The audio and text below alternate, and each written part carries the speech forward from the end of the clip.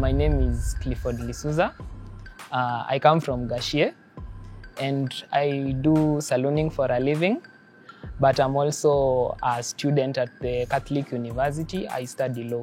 I specifically do spoken word in this show.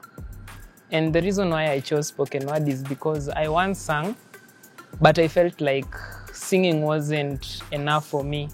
The main thing that even made me to start spoken word as an art, it's because I have lived without a dad and I have felt the heartache of living without a dad. So the only way that I could write him a letter and speak to him, though he cannot reply back to me, is by starting the spoken word art.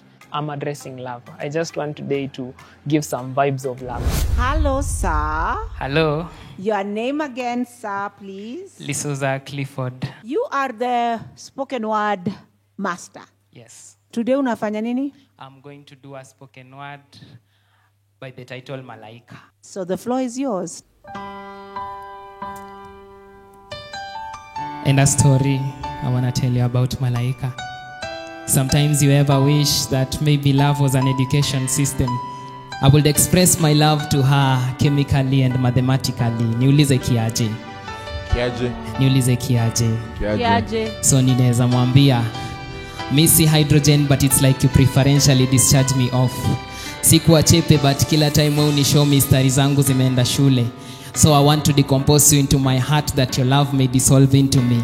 I'm the one who is to show you how ladies don't lose composure. So you have been the catalyst to the increased reactions in my body, heart, mind and soul. Na hapa si tukiamua kuongeza pressure, then we'll be morally together. And it's because of you that every time kikucheki there's an increase in temperature in my body. Hii huwa inanionyesha that kukutana kwetu was such a fruitful collision. So tuka collide over each other, making our particles to slide over each other. We were like graphite. But me nikakufanya my allotrope because you're such a treasure, you're my diamond. So kwa hii periodic table yangu ya heart nikosa pa kukuweka. Ningekupea atomic number ya 0, but the problem will be how to balance the equations in my heart. So kwa hii kemi yetu mi nadai kukuita confusing element, cause for me I'm always a confused element. So how do we do it mathematically? Ninaweza mwambia sikupenda maths nikiwa class 6, but ilinibamba nikiwa form 3 wakati nilijua you're my heart's matrix. Juu hata wangeamua kumesha my love for you na probability wangeenda kupata error na wafanye approximation wakitumia quadratic equation. Kumbe hapo ndo watajua kuwa figa yako huwa inatokea tu vizuri ka smooth line, na watani appreciate kwa kuwa depreciate na kukufanya tu kuwe wa mine. Biologically how can we say it? Manzi, kwani weni osmosis juu napita hivi na lose concentration. How can we do it in Kiswahili ati hey manzi, kwani we ni kitenzi juu kitendo naweza penda kutenda tena ni kukupenda. How can we do it theologically? Naweza mwambia manzi, call me to walk on water, I will, as long as you hold my hand. As every saint wakes up with a dream to see Jesus, I wanna wake up with a dream to see you. Thank you. Umse ni chopi by the. Sindio?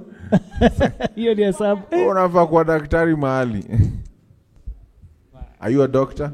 I'm not a doctor, I'm a lawyer. You're a lawyer. Hey, no Lawyer.